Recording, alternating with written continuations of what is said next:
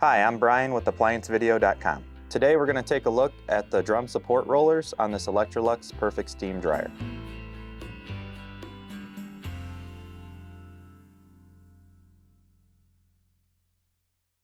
Stop! Before beginning any repair, always be sure to disconnect the power to the appliance.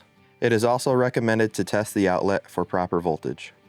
Faulty drum support rollers on this Electrolux dryer could result in a thumping or banging noise or an uneven rotation of the drum. To begin this repair, we will need to Click on the link below to view this repair video. ApplianceVideo.com guides you step by step, giving you the confidence to avoid recalls and callbacks, also saving time on repairs. Whether you're up against an uncommon repair or the latest appliance on the market, our videos have been created with you in mind.